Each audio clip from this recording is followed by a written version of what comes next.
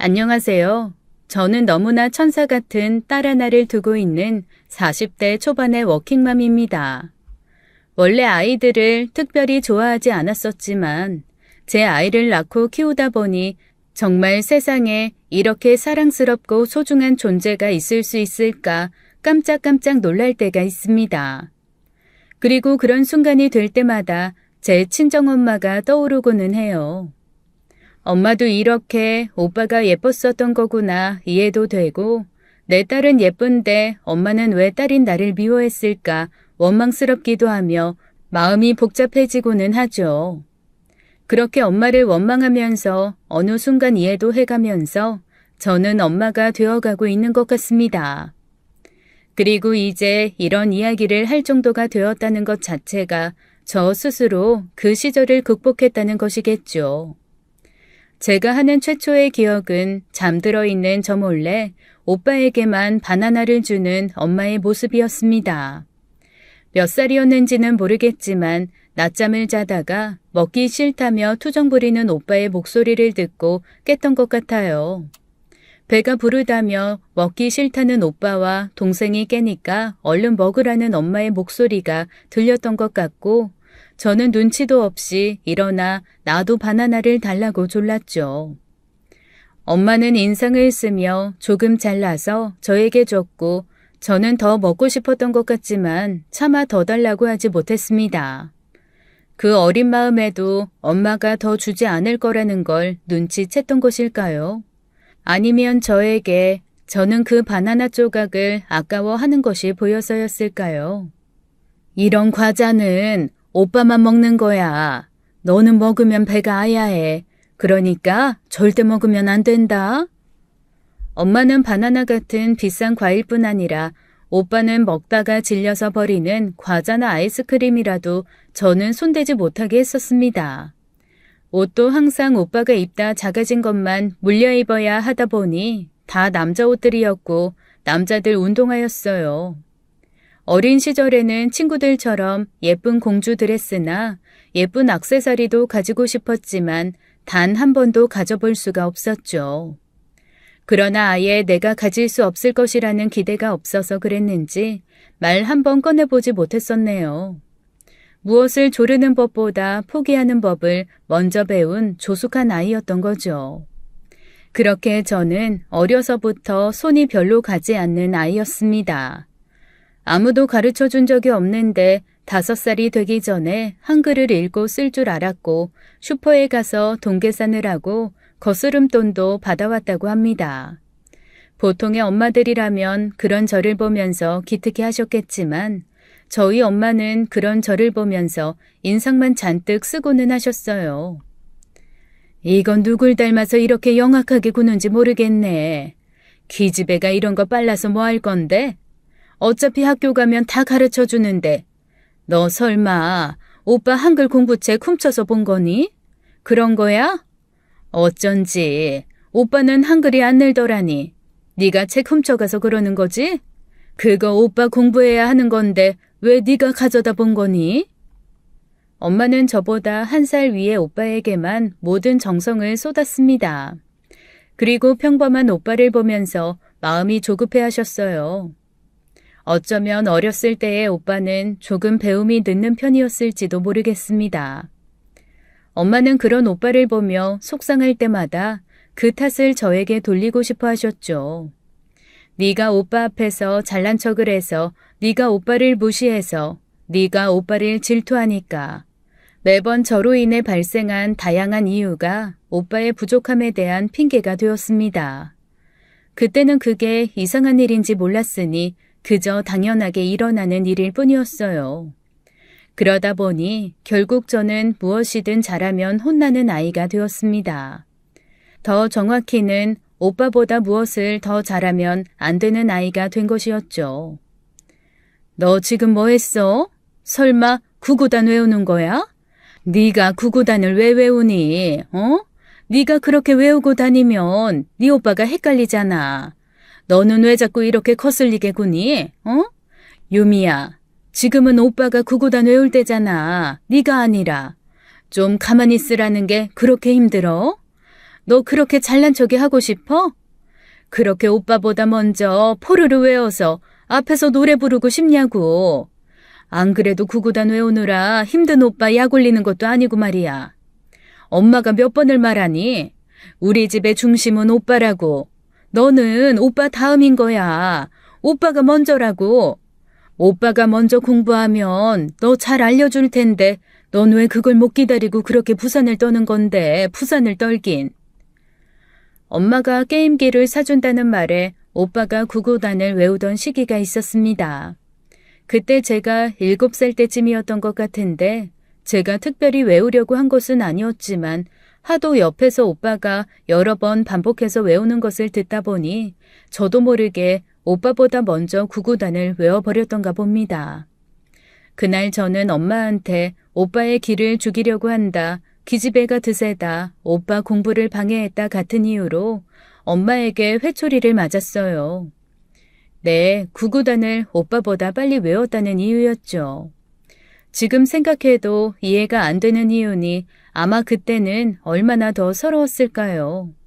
그날 밤에 혼자 울면서 우리 엄마는 친엄마가 아닐 거라는 상상을 얼마나 했는지 모르겠습니다. 그리고 그 이후로는 엄마 앞에서는 되도록 입을 열지 않기로 결심을 해버렸어요. 혹시라도 실수로 엄마가 들으면 싫어할 만한 말이 튀어나갈지도 모르니 아예 입을 꾹 닫아버린 것이었죠. 그렇게 저는 아는 것이 있어도 절대 엄마나 오빠에게 들키지 않기 위해서, 혼나지 않기 위해서 모르는 척 해야 하는 어린 시절을 보내야 했습니다. 그런데 문제는 학교에 다니면서부터였어요. 집에서야 입만 다물고 있으면 저에게 관심이 없는 엄마와 오빠의 눈을 피하는 게 어렵지 않았지만 학교에 들어가니 아무래도 티가 났나 봅니다.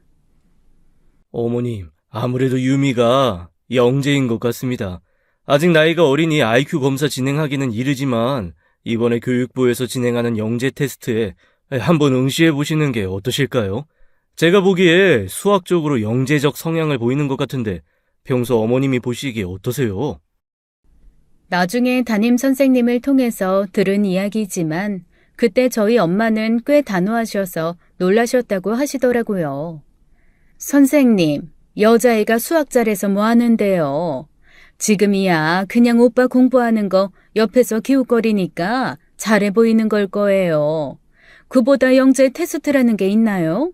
그럼 유미 오빠가 좀 받아보고 싶은데요. 제가 보기에 저희 아들이 굉장히 똑똑해요. 유미랑은 비교가 안 되거든요.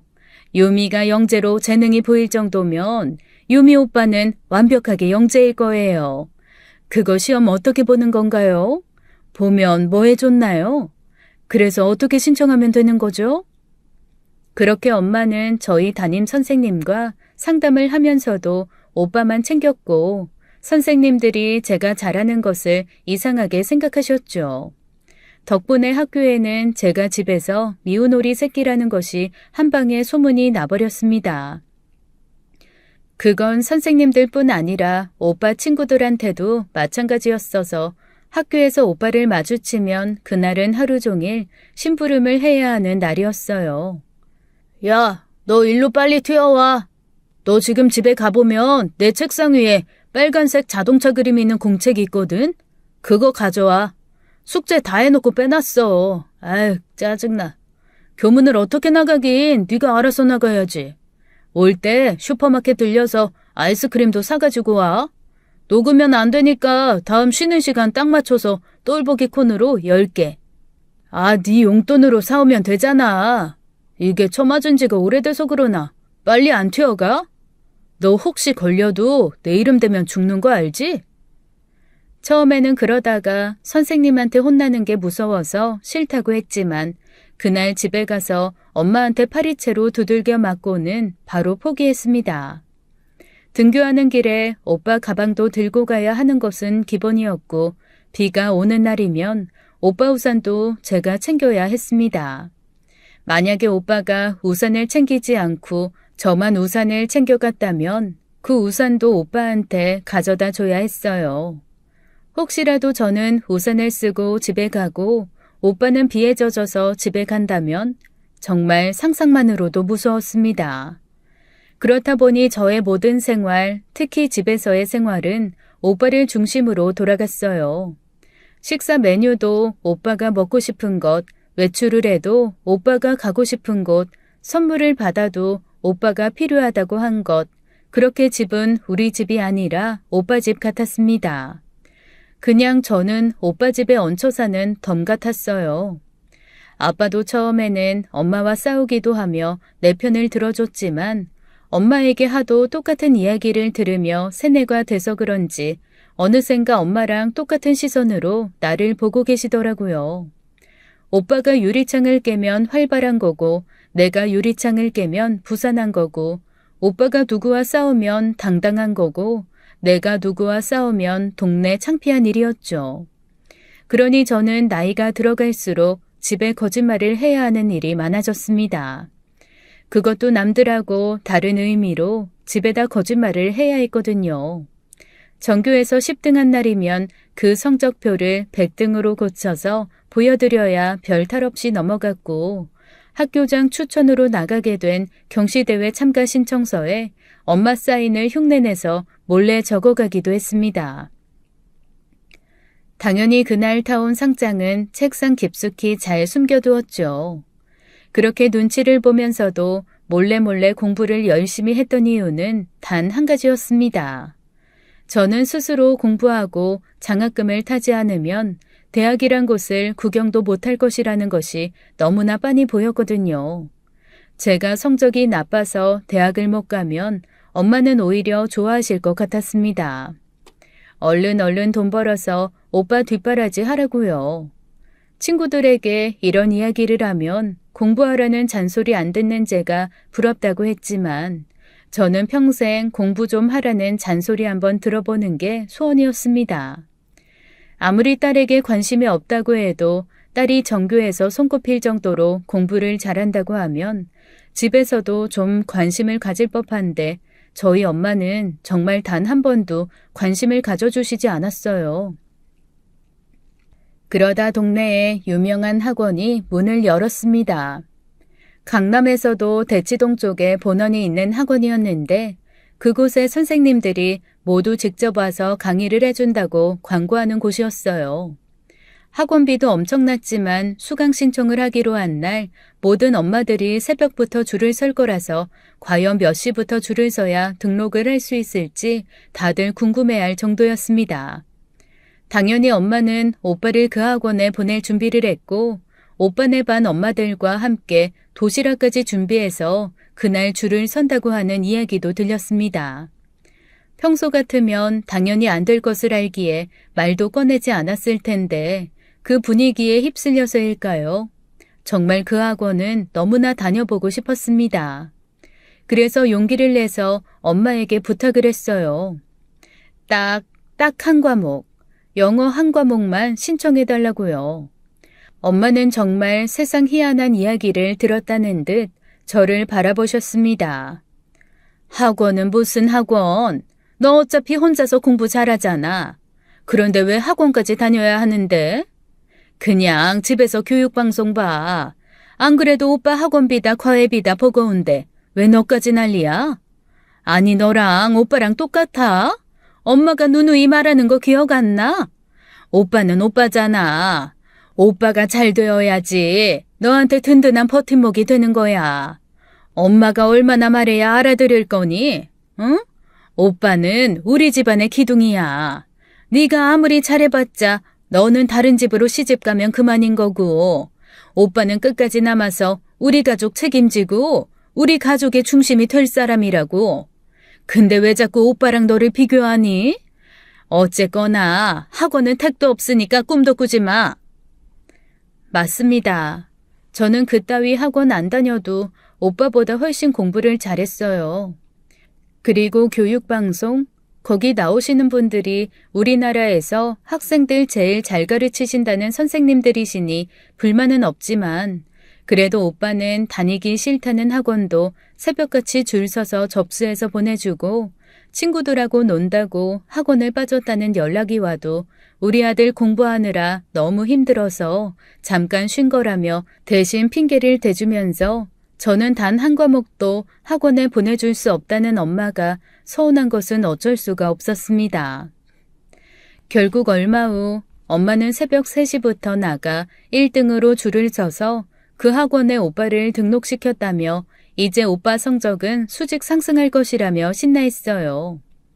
그러면서 오빠 학원비에 특강비까지 하면 너무 비싸서 이제 엄마도 마트에서 캐셔로 아르바이트를 하게 되었으니 앞으로는 저에게 집안일을 더 많이 하라고 하시더라고요.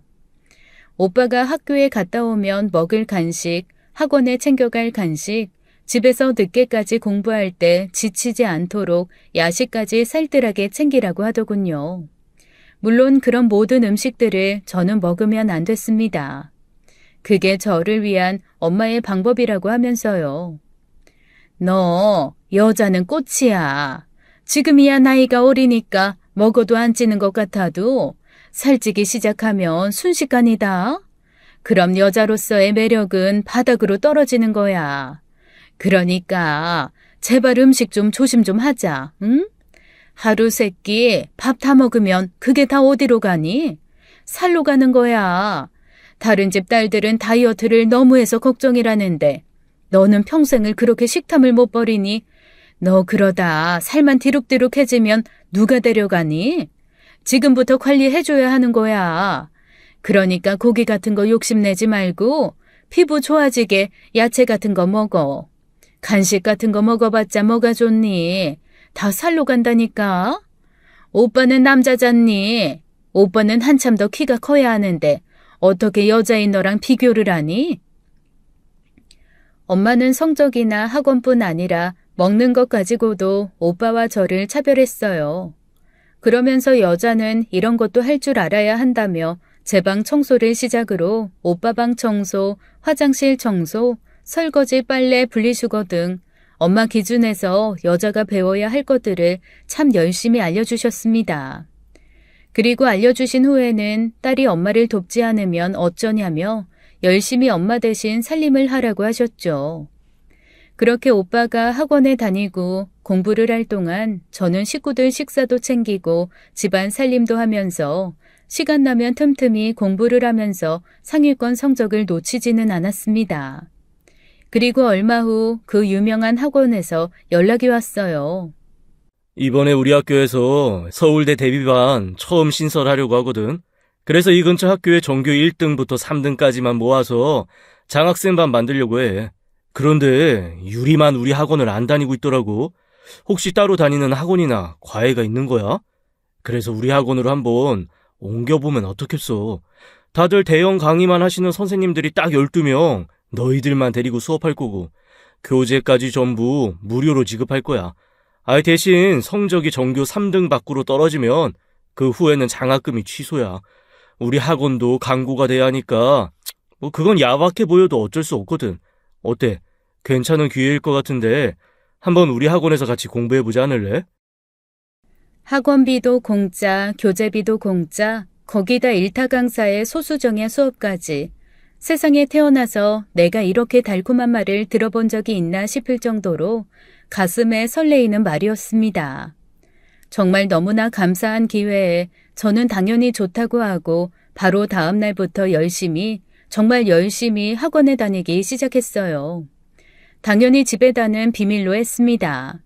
무슨 이야기를 들을지 모르기도 했고 사실 제가 뭘 하고 다니는지 관심도 없는 엄마였어서 상관이 없다고도 생각했거든요. 그러나 제가 하나 잊고 있던 게 있었습니다. 엄마는 저에게 관심이 없지만 제가 오빠보다 눈에 띈다는 건 절대 용납할 수 없어야 한다는 걸요.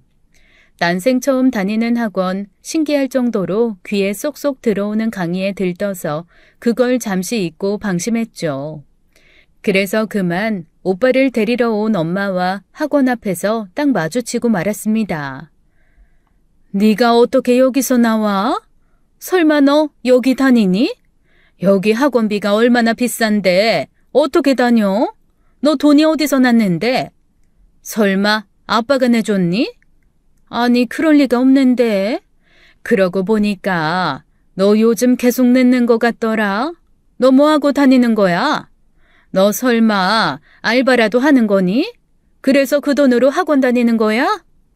아니지. 아무리 알바를 해도 여기 학원비가 얼만데. 너 설마 요즘 애들 한다는 그거 하는 거야?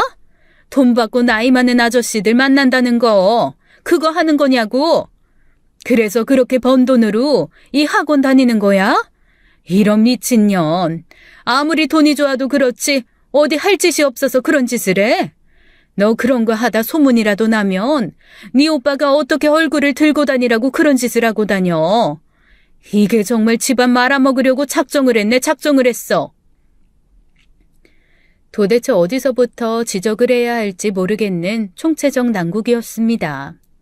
딸이 학원에 다닌다고 원조 교제를 의심하는 게 문제인지, 그 의심을 했을 때 걱정하는 게 딸이 인생 망칠까 봐서가 아니라 아들이 망신당할까 봐라는 게 문제인지, 그리고 설사 그런 오해를 했다고 하더라도 이렇게 또래 아이들이 잔뜩 몰린 곳에서 큰 소리로 떠들면 엄마의 망상이 진실이 되어 널리 퍼진다는 것이 제일 문제인지 말입니다.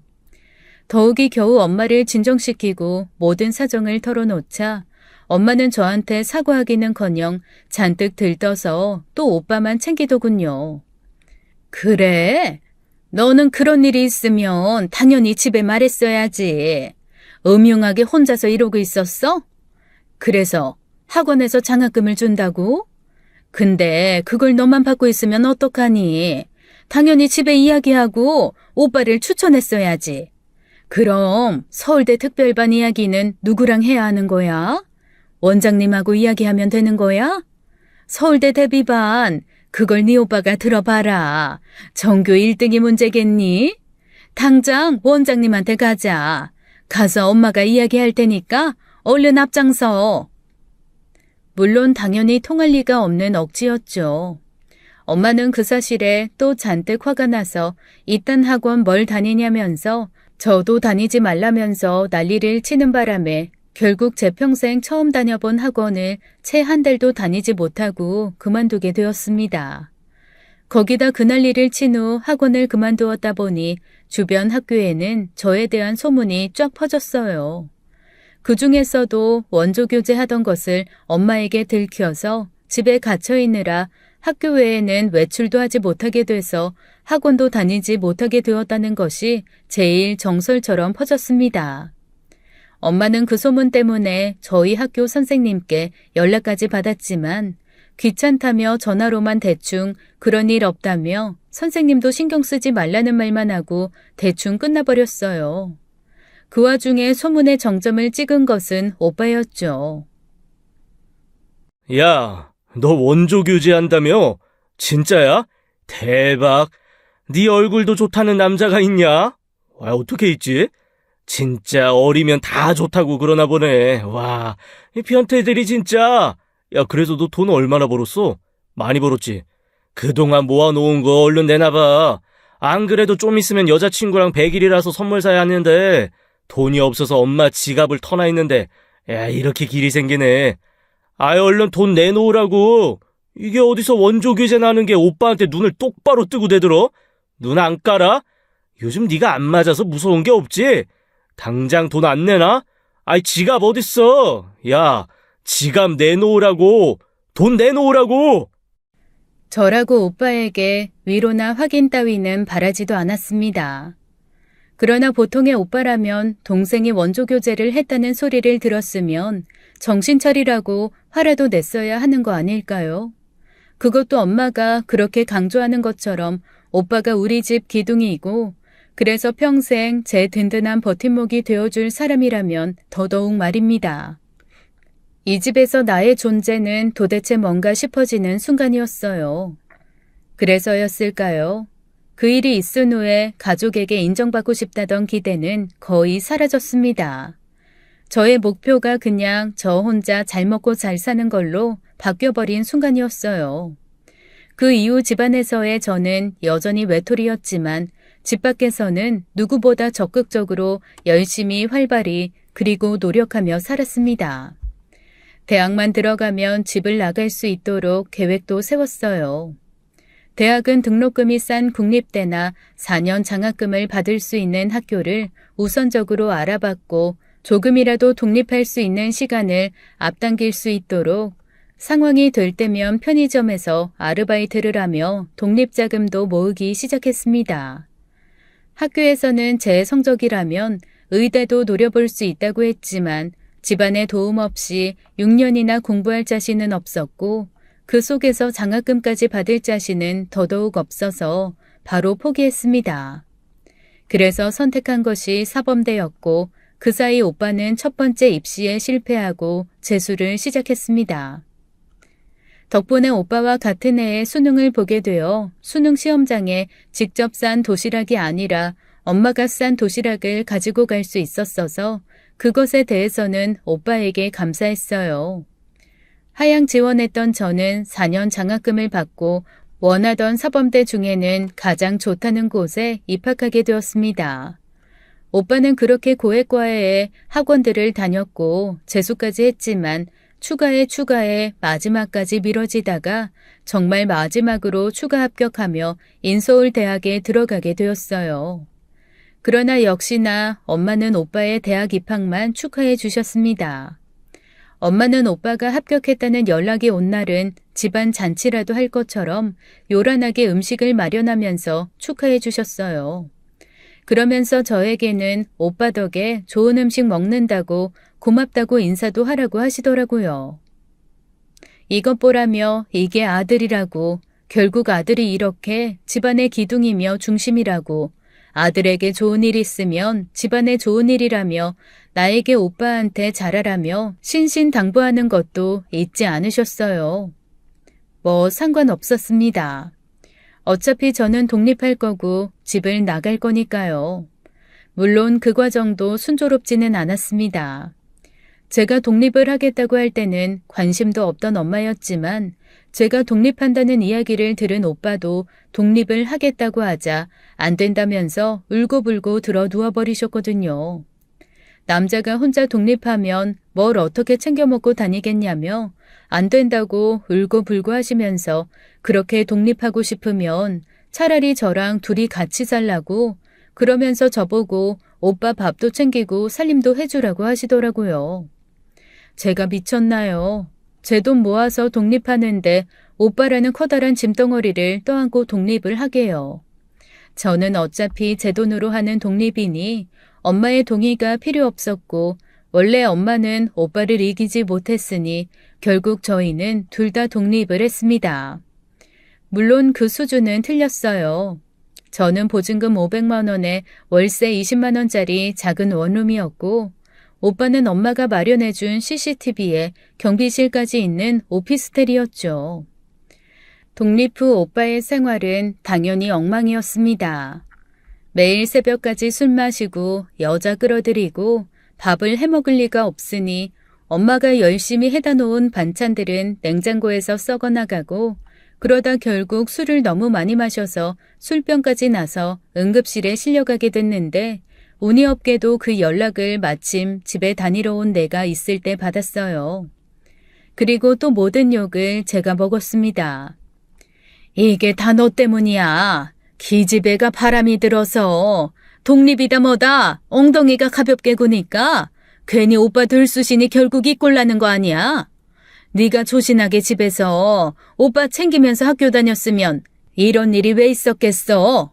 그랬으면 오빠가 병이 왜 낫겠냐고. 내가 이러니까 너한테 얌전하게 있으라고 그렇게 강조하는 거야. 네가 얌전히 있었으면 무슨 일이 생겼겠냐고. 지금 이 꼴을 어쩔 거야, 응? 오빠는 집안의 기둥이 될 사람인데 너 때문에 이렇게 병원에 누워있으니 어쩔 거냐고. 뭐든 문제가 생기면 제 탓을 하는 엄마인 걸 아니 새로울 건 없지만 따로 떨어져 살고 있는 오빠가 아픈 것도 제 탓이라는 엄마를 보고 있자니 이제 슬슬 제가 오빠의 동생인지 오빠의 보호자인지 슬슬 헷갈리는 정도가 됐습니다. 더구나 오빠는 병원에서 퇴원하면서 그대로 본가로 끌려 들어가면서 자유를 뺏겼다면서 나중에 저를 원망하더군요. 제가 평소에 저를 좀 챙겼으면 이런 일이 없었을 거라고요. 저는 진정한 동네북, 아니 진정한 저희 집 북이었습니다. 그때쯤에는 저도 가족에 대해서 거의 포기한 상태였기 때문에 딱히 더 상처받지는 않았던 것 같아요. 학교 공부도 바빴고 아르바이트도 더 늘렸고 임용고시 준비도 시작하면서 집에 가는 일을 점점 줄였고 그때쯤 같이 공부하던 지금의 남편을 만나면서 제 인생에서 가장 자유롭고 알찬 시간을 보내고 있었기도 했고요. 운이 좋게도 남편은 가족들과는 다르게 저를 가장 최우선으로 생각해주는 착하고 선량한 사람이었습니다. 저희는 비슷한 시기에 함께 임용에 합격했고 그동안 모아놓은 돈을 합쳐 결혼 준비도 시작했어요. 그러면서 집에 결혼할 사람이 생겼으니 결혼하겠다고 통보했죠. 그런데 제가 결혼한다는 소식을 들은 엄마는 정말 너무너무 기뻐하셨습니다. 그리고 기특해 하셨어요. 세상에 우리 능력 있는 딸. 일 시작한 지 얼마나 됐다고 벌써 결혼할 만큼 돈을 모았어. 얼마나 모았는데? 응? 5천? 벌써? 기특도 해라. 그런데 그것만 가지고 결혼 준비가 다 되는 거야? 요즘 집값이 그거 가지고 안 될 텐데. 그렇지. 맞다. 너 선생님이지? 교직원 대출이 그렇게 많이 나와? 세상에 너무너무 잘 됐다. 안 그래도 너희 오빠 결혼한다면서 여자 데리고 왔는데 여자 쪽에서 집을 사달라고 하더라고. 아니면 오빠 끌고 가서 처가살이 시킨다고 협박하더라니까. 근데 도대체 요즘 집값이 왜 이렇게 올랐니? 있는 돈 다 끌어모아도 모자라서 어떻게 해야 하나 하고 있었는데 세상에 죽으라는 법은 없네. 너 그 돈 당장 가지고 와라. 우선 그걸로 오빠 결혼자금 보태주고 너는 다시 모아서 천천히 가면 되지. 아, 그럼 너는 오빠가 결혼도 하기 전에 너부터 결혼하려고 했어? 너 정신 똑바로 차려. 결혼하면 네 오빠가 평생 네 친정인 거야. 네 오빠가 당당하고 든든하게 서야지 네가 평생 떳떳하지. 내가 이러는 거 다 너한테 든든한 친정 만들어주려고 이러는 거야. 그러니까 당장 그 5천부터 가지고 오고 대출은 받는데 얼마나 걸리니? 그것도 나오는 대로 가지고 와라. 세상에 일이 풀리려니까 이렇게 풀리네. 이렇게 풀려. 잘 됐다. 정말 잘 됐어. 딸이 결혼한다는 소식을 전하니 축하한다거나 뭔가 보태준다는 말은커녕 결혼하려고 모아놓은 돈을 오빠 결혼하는데 보태주라는 말을 하는 엄마를 보고 있자니 이대로 가족 없이 결혼하는 게 현명하지 않을까 하는 생각이 들 정도였어요. 그러나 제가 결혼하려는 남자는 그런 저를 말리고 위로해줄 정도로 착하고 마음이 넓은 남자였습니다. 유미야, 그러지 마. 네가 지금까지 나쁜 길로 빠지지 않고 열심히 살아온 거 결국 엄마한테 보여주고 싶었던 거 아니었어? 엄마, 나 이렇게 잘 자랐어요. 그러니까 내가 얼마나 멋진 딸인지 봐주세요. 하는 마음. 그래서 이렇게 열심히 살아온 거잖아. 그런데 왜 이제 와서 그 노력을 망가뜨리려고 해? 엄마를 미워할수록 상처받는 건 결국 너야. 그러니까 너 자신을 위해서 네 가족을 미워하지 마. 그 말을 들은 날 얼마나 울었는지 모르겠어요. 그 말을 듣고야 그동안 노력했던 진짜 이유를 깨달아 버렸거든요. 맞습니다. 저는 제 가족에게 인정받고 싶었어요. 이렇게 열심히 살았으니 기특하다고 칭찬받고 싶었습니다. 그런데 정작 내 가족은 그것을 알아주지 않았고 결국 또 저는 상처만 받고 말았던 것이죠. 다행히 이제는 그런 제 곁에는 그런 저를 보듬어줄 남편이 있었기 때문에 예전만큼 힘들지는 않았습니다. 엄마, 저 다음 달에 이 사람하고 결혼해요. 모아놓은 돈하고 대출받은 돈은 이미 결혼 준비에 다 썼고 이제 남은 건 없어요. 그러니까 제 돈을 오빠 결혼식에 보탤 희망은 포기하세요. 이게 청첩장이고 이건 한복 상품권이에요. 제 결혼식에 안 오신다고 해도 어쩔 수 없지만 오셨으면 좋겠어요. 그리고 만약에 제 결혼식에 참석 안 하신다면 절 가족으로 여기지 않는 거라고 생각하고 저도 오빠 결혼식에 참석하지 않을게요. 남편을 가족에게 인사시키는 날 저는 애걸하고 부탁하는 대신 당당하게 통보하는 쪽을 선택했습니다. 우리는 한복 필요 없으니까 우리 예단은 다른 걸로 준비해. 나는 시계면 되고 내 여자친구는 가방. 안 그래도 얼마 전에 봐둔 거 있으니까 잘 됐네. 내가 품번 적어줄 테니까 꼭 백화점에서 사와라. 괜히 짝퉁 잘못 사오지 말고. 물론 제가 그런다고 해서 가족들이 변하는 것은 아니었어요. 오빠는 여전히 자기 중심적이었고요. 우리 아들은 마음도 좋지. 어떻게 동생이 먼저 결혼하겠다는데도 이렇게 너그러워? 여혼이라니 예전 같으면 집에서 쫓겨날 일인데 참석까지 해준다고 하고 역시 아들은 뭐가 달라도 다르다니까. 넌 앞으로도 항상 오빠한테 감사하는 마음으로 살아라. 응? 알았어? 엄마는 어떤 상황에서도 오빠의 장점을 찾아내는 능력을 보여주시더군요. 결국 제가 정말 오빠 결혼식에 참석하지 않을까봐 걱정이 돼서 그랬는지 엄마도 오빠도 제 결혼식에 참석하기는 했습니다. 대신 엄마가 입은 한복 색깔이 참 파란색이더군요. 그 신부 엄마가 입는 핑크색 한복 대신 신랑 엄마가 입는 파란색 한복이요. 너는 별개다 유난이다. 이런 거 하나하나 신경 쓰는 애가 어떻게 오빠보다 먼저 결혼을 하니? 어차피 한 달 차이로 자식 둘 결혼시킬 건데 뭘 한복을 2벌씩이나 맞추면서 돈 낭비하니? 뭐든 입고 참석해줬으면 고맙다고 해야지. 넌 어떻게 된 게 평생 뭐든 이렇게 불평불만이야. 하여튼 예쁜 구석이라고는 없어서. 엄마는 오빠네 결혼식에서 입을 한복만 맞췄고 그걸 제 결혼식에도 입고 나타나셨어요.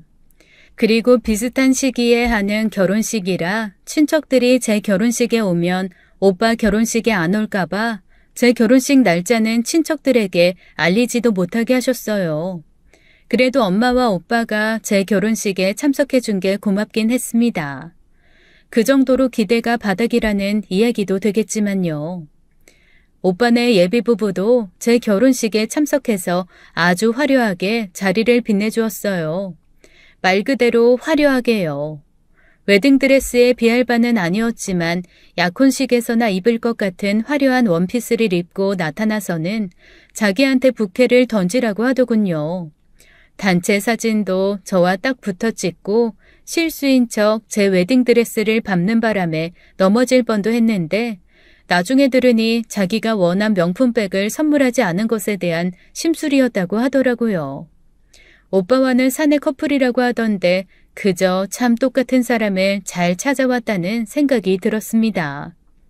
그렇게 오빠네까지 결혼을 하고 나니 제게는 진상이 하나 더 들었습니다.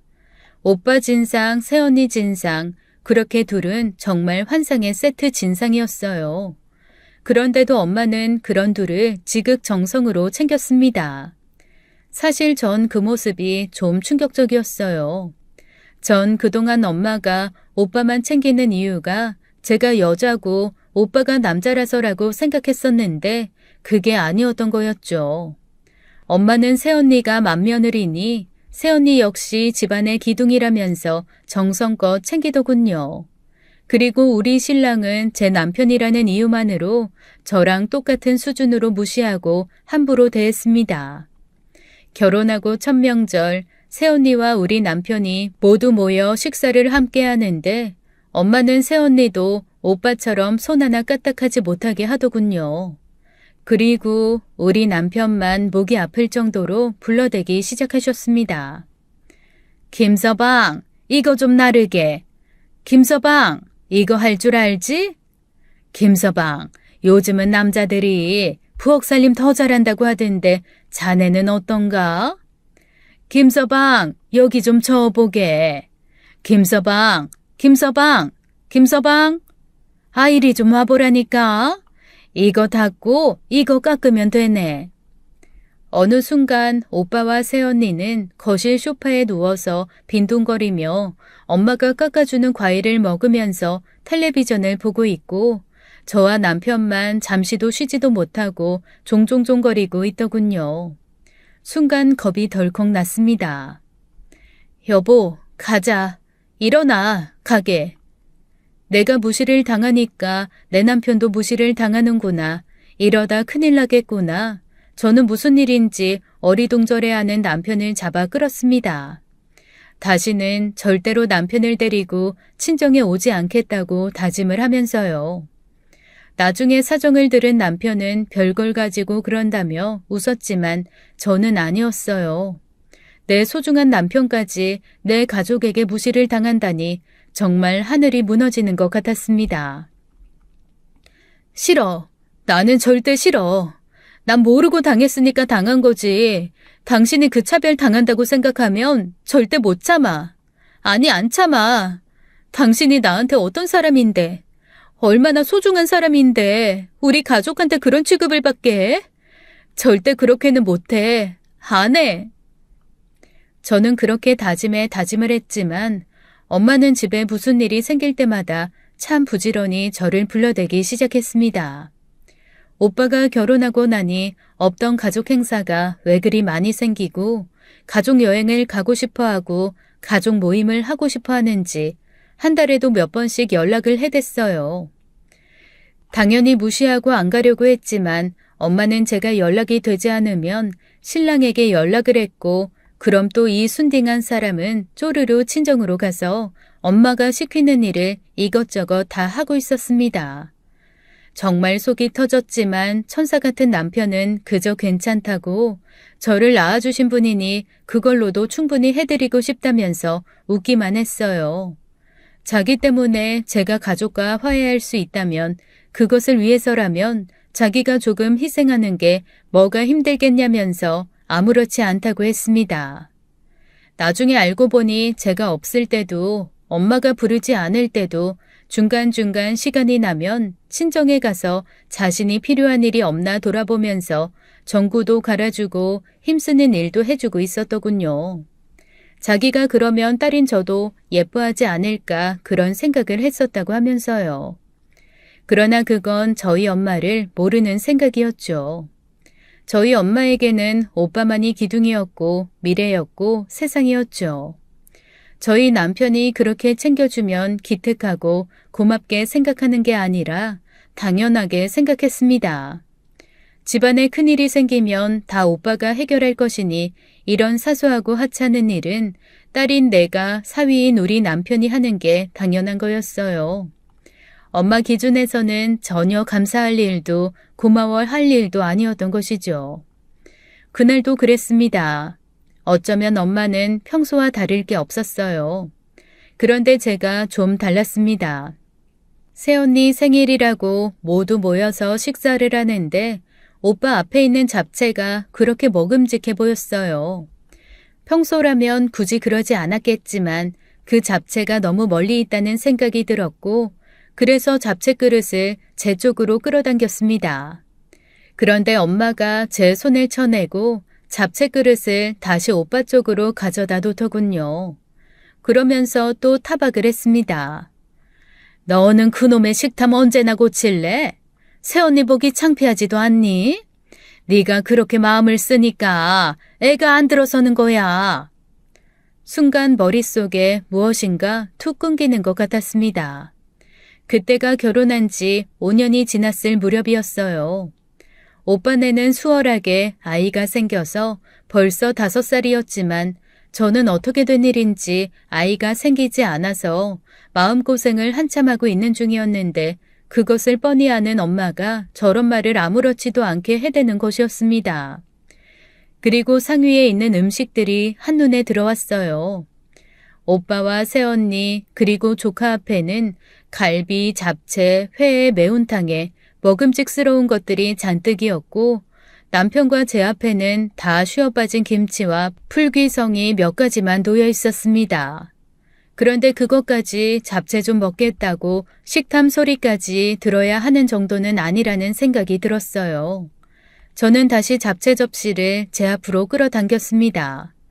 그리고 잡채를 한 입 입에 넣으려는 순간 엄마가 제 등짝을 때리고는 그 접시를 다시 뺏어서 오빠 앞으로 가져다 놓았어요. 정말 눈물이 핑 돌더군요. 정말 짝사랑도 이런 지긋지긋한 짝사랑이 있을까 싶었습니다. 도대체 엄마는 왜 저렇게 저는 안 보이고 오빠만 보일까요? 그리고 그 순간 왜 오빠가 저한테 했던 모든 일들이 스쳐 지나갔는지 모르겠습니다. 어린 시절 오빠가 그저 기분이 나쁘다는 이유로 저를 두들겨 패도 오빠가 이유가 있어서 그런 거니 무조건 네가 참으라던 엄마.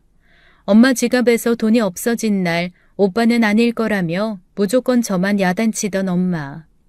나중에 오빠인 것이 밝혀진 뒤에도 저에게 사과는커녕 오빠의 용돈이 부족해서 벌어진 일이구나 하면서 오빠의 용돈만 올려줬던 엄마.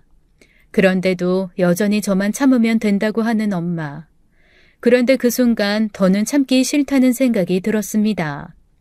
감정이 격해지고 눈물이 줄줄 흐르기 시작했고 지금 안 하면 못할 것 같은 말들이 쏟아져 나왔어요. 그동안 하고 싶었던 말, 그동안 서러웠던 말, 참으려고 했지만 한번 터져나온 말들은 끊기지 않고 계속 나왔습니다. 옆에서 남편이 놀라서 저를 말리면서 달래려고 했지만 엄마는 그런 저를 보면서 오히려 피식 웃으시더군요. 너는 도대체 언제 철이 들래? 응? 도대체 왜 아직도 그렇게 화가 많아? 결혼까지 했으면 참을성이라는 게 좀 생겨야 할 텐데. 너도 이제 애들 낳아봐라. 엄마 마음 알 거다. 네가 이렇게 소심하니까 결국 하찮은 기집애 소리 듣는 거야. 이렇게 하찮게 구니까 엄마가 걱정하는 거라고. 어차피 집에는 오빠만 있으면 되지만 그래도 걱정돼서 널 가족이라고 챙기는데 그걸 고마워할 줄도 모르고 말이야. 도대체 언제가 돼야 이 엄마의 큰 뜻을 알겠니? 벽과 이야기해도 이렇게 답답하지는 않을 것 같았습니다. 결국 저는 그 길로 엄마에게 절연을 선언했어요. 엄마는 내가 이런 말해도 신경도 안 쓸 거 알아. 그런데도 하는 건 나한테 하는 다짐이야. 엄마, 우리 다시는 보지 말자. 나도 한 번은 엄마한테 사랑받아보고 싶었는데 이제 그냥 포기할래. 엄마한테 하는 거 반의 반만큼만 해도 세상 누구도 날 사랑해 줄 것 같아. 그러니까 그냥 그 노력 다른 사람한테 할게. 엄마는 엄마가 그렇게 사랑하는 오빠랑 천년만년 그렇게 행복하게 살아. 엄마가 오빠를 사랑하는 만큼 오빠도 엄마를 사랑하길 바랄게. 그 순간 눈앞이 번쩍하더군요. 제가 무슨 이야기를 해도 비웃기만 하고 신경도 쓰지 않던 엄마가 갑자기 제 뺨을 때린 것이었습니다. 이게 보자 하니까? 야, 오빠가 너 같은 줄 알아? 오빠가 엄마를 사랑하길 바란다니 어디 그런 건방진 말이 있어? 오빠는 너 같은 계산적인 속물이 아니야. 어디서 터진 입이라고 나오는 대로 짓거려. 네가 결혼했다고 눈에 뵈는 게 없나 본데? 됐어. 이럴 거면 오지 마. 네 얼굴 보여주는 게 무슨 큰 영광이라도 된다고 이 난리야? 감히 엄마에 대한 오빠의 사랑을 의심하는 말을 했다는 이유로 결혼한 딸을 그 남편이 있는 데서 뺨을 때린 것이었습니다. 그리고 그 순간 저는 머리가 핑글하면서 정신을 잃었어요. 그렇게 깨어나 보니 병원이었고요. 제 곁에 있던 건 얼마나 울었는지 두 눈이 퉁퉁 부른 남편뿐이었습니다. 제가 쓰러졌지만 놀라는 건 남편 하나뿐이었다고 하더군요. 남편이 당황해서 도움을 청했지만 저희 엄마도 오빠도 새언니도 누구 하나 신경 쓰지 않고 계속 밥이나 처먹으면서 제가 쉬한다며 비웃었다고 합니다. 결국 남편이 저를 업고 병원까지 뛰어와서는 정신이 들 때까지 울고 또 울고 있던 것이었어요. 그리고 이 착한 남편은 자기 때문에 내가 싫어도 친정에 갔다가 그런 꼴을 당했다며 미안하다고 사과를 했습니다. 뭐 이런 순딩한 남자가 있는지요. 그리고 그날 저는 제 임신 사실을 알았습니다. 어쩐지 이상하게 감정이 요동치고 그렇게 잡채가 땡기더라니 이유가 있던 것이었어요. 소중한 생명이 찾아왔으니 무엇보다 마음의 안정이 중요했고 그 길로 제 마음을 가장 불편하게 하는 원인인 친정을 끊기로 했습니다. 남편도 더 이상 친정과의 화해를 권하지 않기로 약속했죠. 그렇게 남편과 둘이서 태교도 하면서 알콩달콩 즐겁고 행복하고 또 평화로운 몇 달간의 시간이 지났습니다. 제가 그렇게 쓰러져서 헤어진 게 마지막인데도 친정 누구에게도 연락 한 번 오지 않았어요. 이렇게 끝나는구나 라는 것도 나쁘지 않겠구나 라는 생각을 하면서 지내는 중이었습니다. 뜬금없이 오빠가 연락을 해왔어요. 엄마가 쓰러져서 병원에 입원했다고 하더군요. 그래서 어쩌라고? 엄마가 쓰러지신 거면 집에 큰일이 생긴 건데 그럼 집안의 기둥인 오빠가 알아서 하면 되지 왜 나한테 연락하는데? 엄마가 그렇게 강조하시던 큰일이 생겼고 엄마의 다짐대로 엄마의 보호자는 아들인 오빠인데 도대체 왜 이제 와서 저한테 연락을 한 건지 모를 일이었습니다. 자기가 정 내키지 않으면 당연히 안 가는 게 맞지. 그런데 자기가 워낙 착하잖아. 그러니까 장모님이 쓰러지신 걸 알고도 가보지 않으면 자기 마음이 편하지가 않을 것 같아서 말이야. 그냥 가서 어떤지만 보고만 오자. 그러나 이번에도 천사 같은 저희 남편이 절 걱정해 주었어요. 임신까지 한 몸으로 계속 친정엄마에 대해서 신경 쓰고 있으면 그게 더 아이한테 좋지 않을 것 같다면서요. 그렇게 병원에 가보니 엄마의 상태는 생각했던 것보다 훨씬 나빴습니다. 의사를 만나 이야기를 들으니 급성 간경화라고 하더군요.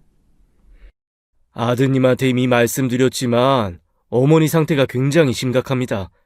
당장 간이식 수술하지 않으면 몇 달이나 버틸 수 있을지 모를 정도예요. 그래서 서둘러야 합니다. 검사 받고 수술 날짜도 잡고 하려면 시간이 촉박해요. 저는 의사의 말이 이해가 가지 않았습니다. 그게 무슨 말씀이세요? 검사를 받으라니. 설마 오빠는 검사 결과가 엄마한테 이식할 수 없다고 나왔나요? 그러자 의사가 더 의아하게 말하더군요. 오빠분에게 말씀 못 들으셨나요? 오빠분 말로는 동생분이 이식 수술 해주실 거라고 하시던데. 그래서 검사도 받으시고 수술도 하실 거라고, 동생분이 수술하실 거라서 오빠분은 적합도 검사를 받지 않으셨어요. 별 미친, 기가 막히더군요. 야, 이 미친 오빠 새끼야. 너 정말 미쳤냐? 제정신이야? 너 지금 나 엄마한테 간이식 수술하라고 부른 거였어? 누구 맘대로. 내가 왜 엄마한테 간을 떼줘야 하는데? 엄마한테 사랑받은 게 누군데? 왜 내가 간을 떼줘? 엄마가 죽도록 끼고 돈 게 누군데? 왜 내가 간을 떼주냐고. 집안에 큰일 생기면 오빠가 기둥이라며. 그럼 기둥이 해줘야지. 왜 하찮은 딸한테 바란대? 어림도 없어. 내가 그걸 왜 해줘? 못해. 안 한다고. 사실 저는 임신 중이었으니 안 하는 게 아니라 정확히는 못하는 거였지만 그게 중요한 게 아니었습니다. 엄마가 그동안 그렇게 강조한 집안의 큰일, 기둥으로서 아들이 해야 할 일은 바로 이런 일 아니겠어요? 그러니 당연히 오빠가 해야 할 일인데 왜 저에게 떠밀 생각을 하나요? 옆에서 또 천사표 남편은 자기가 검사를 해보겠다고 나서려고 했지만 저는 절대 안 된다고 몇 번이나 다짐을 받으며 펄펄 뛰었습니다. 자식이 둘이나 있는데 왜 사위가 나서냐, 집안에 기둥이 있는데 어딜 나서냐며 단단히 단속을 했죠. 그러나 오빠는 계속 뒤로 빼면서 버티고 검사를 받지 않았습니다. 자기는 그동안 술을 너무 많이 마셔서 간이 안 좋을 것이라며 어떻게 그런 간을 엄마에게 이식할 생각을 하냐며 그건 불효라고 말도 안 되는 헛소리를 짓거렸어요. 그러면서 차라리 저보고 출산 후에 엄마에게 간을 이식해 주라며 엄마도 그 정도는 기다려 줄 수 있을 것이라고 떠들더군요. 그래. 엄마 괜찮아. 몇 달은 괜찮을 거야. 엄마가 당장 수술 안 한다고 죽는 것도 아니고 장기 기증자도 있다고 하고 방법이 없는 것도 아닌데 귀한 내 아들, 우리 집안의 기둥인 아들 몸에 칼을 대게 하니? 엄마는 괜찮아, 괜찮아. 엄마는 평소처럼 오빠를 위하는 말을 했지만 저는 그때 살짝 흔들리는 엄마의 시선을 보고 말았습니다. 어떻게 그렇지 않겠어요. 반대의 입장이라면 엄마는 2번 고민하지 않고 오빠에게 간이식을 해줬을 게 너무 당연한데 오빠는 검사조차 받지 않겠다고 하니 엄마가 말을 저렇게 하면서도 심란한 것이 당연했겠죠. 그렇게 엄마는 병원에 입원해 있는데 오빠는 출장이다, 프로젝트다, 뭐다 하면서 병원에 잘 오지도 않고 병간호도 임산부인 저에게 밀었습니다. 저도 엄마 병간호까지 외면할 수는 없어서 불편한 몸이지만 병원을 지키고 있었습니다. 남편이 자기가 검사를 받겠다고 다시 나섰지만 저는 정말 너무너무 싫었어요. 너무 억울했고 우리 남편에게 수술받게 하고 싶은 마음이 전혀 들지 않았습니다. 엄마가 오빠가 한 것에 반의 반만큼만 했어도 제가 기꺼이 수술을 해줄 텐데 하물며 나도 아니고 내 남편의 간을 떼주게 하고 싶지는 않았거든요. 정말 오빠가 너무너무 괘씸했습니다. 적어도 오빠가 정말 수술 못할 상태인지라도 확인하고 해야 속이 후련할 것 같았어요. 오빠 말대로 술을 너무 퍼먹어서 간의 상태가 수술 못할 정도인지 검사라도 하게 하지 않으면 내 속이 터질 것 같았죠. 그러는 사이 결국 엄마는 상태가 더 나빠져서 혼수 상태까지 빠지고 말았습니다. 더 이상 기다릴 수 없는 상황에서 오빠에게 연락을 했고 오빠는 알았다며 당장 검사를 하러 오겠다며 병원으로 오기로 했어요. 그러나 아무리 기다려도 오빠는 오지 않았고 결국 정말 이대로면 엄마가 위험한 상황이라고 하자 저도 더 이상 말릴 수 없어 남편이 대신 검사를 하고 급하게 수술까지 들어가게 되었습니다. 남편에게는 미안하고 고마운 마음뿐이었어요. 우리 아이가 태어났을 때 외할머니가 안 계신다고 생각해봐. 그게 얼마나 슬픈 일인지. 나는 지금 우리 아이의 외할머니를 위해서 수술하는 거야. 그러니까 미안해할 거 없어. 정말 이런 남편을 어떻게 사랑하지 않을 수 있겠어요. 기도하는 마음으로 수술이 끝나고 엄마와 남편이 회복실로 내려올 때까지도 오빠는 병원에 나타나지도 연락도 되지 않았습니다. 엄마는 깨어난 순간 오빠가 없다는 것에 서운하면서도 충격을 받은 표정이셨어요. 그런 엄마에게 차마 아무 말도 할 수 없어서 조용히 있는데 그제서야 오빠가 새언니 조카를 데리고 병실로 들어오더군요. 엄마, 괜찮아? 미안해. 내가 연락받고 바로 병원으로 뛰어오려고 하고 있었는데 회사에서 비상이 걸렸어. 내가 지금 회사 기밀이라서 자세하게 말을 못하는데 너무 큰일이야. 막 경찰이랑 검찰도 오고 그런 거 있잖아. 왜 뉴스에서 봤지? 그런 거. 그런 일이다 보니까 회사가 다 폐쇄가 돼서 아무도 들어가지도 들어오지도 못하게 하더라고. 당연히 휴대폰도 다 뺐고 외부랑 연락도 못하게 하고. 나도 얼마나 초조했는지 몰라. 그래서 정말 발만 동동거리다가 이제 회사에서 문 열어주자마자 달려온 거야. 정말 내가 와서 엄마 수술해주려고 했는데 하필 그때 일이 생기네. 뭔가 복잡한 표정의 엄마는 이번에도 아마 괜찮다고 하려고 하셨던 것 같습니다. 조카가 한 그 말만 아니면요. 아빠, 회사에 안 있었잖아. 아빠, 우리랑 비행기 슝 타고 놀러 갔다 왔잖아. 맛있는 것도 많이 먹고 수영도 잔뜩 하고 재밌었잖아. 지금 비행기에서 슝 내려서 온 거잖아. 아빠 회사 언제 갔었어? 네, 그 사람 같지도 않은 새끼가 엄마에게 간이식 수술을 해주기가 정말 싫으니까 엄마가 죽게 된 상황인 걸 뻔히 알면서도 모든 책임을 미루고 새언니와 조카를 데리고 해외로 여행을 다녀온 것이었습니다. 그걸로 끝이었어요. 그 순간 엄마의 종교가 무너지고 세상이 무너진 것 같았습니다. 엄마는 화를 내지도 억울해하지도 않고 그저 조용히 눈을 감고 오빠에게 가달라고 했어요. 그리고 제 손을 잡고 차마 미안하다는 소리도 제대로 하지 못하면서 그저 조용히 눈물만 흘리셨습니다. 그런데 참 그렇게 용서하고 싶지 않고 밉기만 하던 엄마인데 그 눈물을 보고 있자니 왜 그렇게 마음이 아프고 엄마가 안쓰럽기만 한지 모르겠더군요. 다행히 엄마는 그 후 무사히 몸을 회복하고 퇴원하셨습니다. 원래 나이에 비해 건강하셨던 편이라 그러신지 회복도 빠른 편이었고 경과도 좋은 편이었어요. 엄마는 그 후로 저와 눈만 마주치면 미안하다, 고맙다 계속해서 사과를 하셨고 퇴원 후에는 우리 부부 집을 매일같이 드나들면서 살뜰히 챙겨주셨습니다. 마치 오빠네 집에 그랬던 것처럼 깨끗이 청소를 해주시고 냉장고를 채워주시고 우리가 먹을 저녁을 준비해주시고 집에 가셨어요.